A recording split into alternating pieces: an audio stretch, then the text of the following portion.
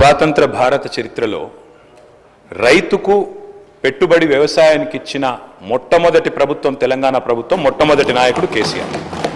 అయితే 72,000 కోట్ల రూపాయలు రైతుల ఖాతాల్లో నేరుగా జమ చేయడానికి ప్రేరణ అయింది. అసలు ఆ పథకం ఎందుకు తేవాల్సి వచ్చింది అది చెప్పకపోతే, ఆనాటి పరిస్థితులు ఆకలింపు చేసుకోకపోతే, బ్యాక్గ్రౌండ్ అర్థం కాకపోతే, పథకం ఎందుకు ప్రారంభించాల్సి వచ్చిందో దాని నేపథ్యం తెలియకపోతే మనం ఏం మాట్లాడతాం అధ్యక్ష?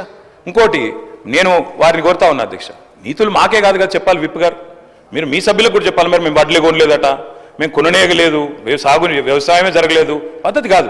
దయచేసి మీరు మీ సభ్యుల దిక్కు చూసుకొని వాళ్ళతో నేర్పించి ట్రైనింగ్ ఇచ్చిర్రు అధ్యక్ష 2 రోజులు. మరి వాళ్ళకి ట్రైనింగ్ చక్కగా ఇచ్చింటే బాగుండేది కదా అధ్యక్ష. అధ్యక్ష మేము ఒకటే అంటున్నాం అధ్యక్ష, ఆ రోజు రైతు కళ్ళల్లో ధైర్యం లేదు. ఉమ్మడి ఆంధ్రప్రదేశ్లో తెలంగాణ ప్రాంతంలో కళ్ళంలో ధాన్యం లేదు. చిన్న రైతు పెద్ద రైతు అన్న తేడా లేదు అధ్యక్ష. 30-40 ఎకరాలు ఉన్న రైతు కూడా తెలంగాణలో, నేను చెప్పేది వాస్తవం కాకపోతే రేవంత్ రెడ్డిని అడగండి. ఎందుకంటే ఆయన మహబూబ్ నగర్ జిల్లా వలసల జిల్లాగా పేరుపడ్డ జిల్లా. ప్రతి సంవత్సరం 14 లక్షల మంది వలసపోయే జిల్లా.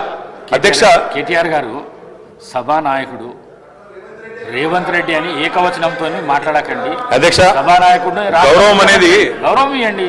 రైట్, గౌరవం అనేది అధ్యక్ష, గౌరవం అనేది ఇచ్చిపుచ్చుకోవాలి అధ్యక్ష. ఇస్తాం, మేము కూడా ఇస్తాం. ఇవ్వకపోతే కేసీఆర్ గారిని ఇష్టం వచ్చినట్టు మాట్లాడితే మేము కూడా అట్లే మాట్లాడాల్సి వస్తుంది అధ్యక్ష. దానికి మేమేం చేయాలి అధ్యక్ష? 20-30 నేనేం తిట్టలేదు కదా అధ్యక్ష. నేనేమన్నా అధ్యక్ష, పేరు పెట్టి పిలిచిన అంతే కదా. అదే ఏకవచనంతో పిలవకండి మీరు చాలా అధ్యక్ష. ఓకే రైట్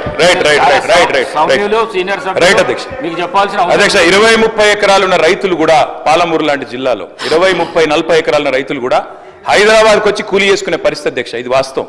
ఎందుకంటే నీళ్లు లేవు, కరెంటు లేదు. అట్లాంటి పరిస్థితుల్లో రైతులు కూలీలుగా మారి అడ్డా మీది కూలీలుగా ఇక్కడ హైదరాబాద్లో పనిచేసిన దుస్థితి. అందుకే మేము 20 ఎకరాలు 10 ఎకరాలు 12 ఎకరాలని కోతలు పెట్టలేదు అధ్యక్ష. తెలంగాణ ప్రాంతంలో నీళ్లు లేక ఎన్ని ఎకరాలున్నా రైతు కూలీగా మారిపోయిన దయనీయమైన పరిస్థితి ఉండే కాబట్టే మేము ఆలోచన చేసినాం అధ్యక్ష. మేము ఆనాడు మొట్టమొదటి ప్రాధాన్యతగా తెలంగాణ రాష్ట్రం ఏర్పడిన తర్వాత వ్యవసాయ రంగాన్ని తీసుకున్నాం. వ్యవసాయ రంగం, సాగునీటి రంగం. ఎందుకంటే నీళ్లు, నిధులు, నియామకాలను ఉద్యమ కాలంలో మేమే చెప్పినాం అధ్యక్ష. అందుకే నీటి విషయంలో ప్రతి నీటి బొట్టును ఒడిసి పట్టి గోదావరి కానీ కృష్ణ కానీ సాగునీటి అందించాలి, ఖచ్చితంగా రైతుల బీళ్లకు ఖచ్చితంగా నీళ్లు ఇవ్వాలని ఒక ఎజెండాతో పనిచేసినాం. ఆ పునర్నిర్మాణ కార్యక్రమం తీసుకున్నాం అధ్యక్ష. అందులో భాగంగానే అధ్యక్ష, రైతు చల్లగా ఉంటే పల్లె చల్లగా ఉంటుంది అధ్యక్ష. పల్లె కూడా అందరూ బాగుంటారు. ఎందుకంటే గ్రామీణ ఆర్థిక వ్యవస్థకు రైతు కేంద్ర బిందువు. ఆ రైతు బాగుంటే రైతు చుట్టూ అల్లుకున్న అన్ని కుల వృత్తులు బాగుంటాయి అధ్యక్ష. ఆ ఉద్దేశంతోనే వ్యవసాయాన్ని స్థిరీకరించాలనుకున్నాం. మేము రైతు బంధు పెట్టింది ఊరికైనా పెట్టలేదు అధ్యక్ష. మా ఉద్దేశం వ్యవసాయ స్థిరీకరణ, వ్యవసాయ స్టెబిలైజేషన్, అగ్రికల్చర్ స్టెబిలైజేషన్. ఆ కార్యక్రమంలోనే కొన్ని విప్లవాత్మకమైన కార్యక్రమాలు తీసుకున్నాం అధ్యక్ష. అందులో ముఖ్యమైనది అధ్యక్ష 24 గంటల నిరంతర విద్యుత్. తెలంగాణ వచ్చినాడు అధ్యక్ష, కరెంటు లేదు. తర్వాత మీరు చూసినట్టయితే ఆనాడు దాదాపు పొద్దున 3 గంటలు, రాత్రి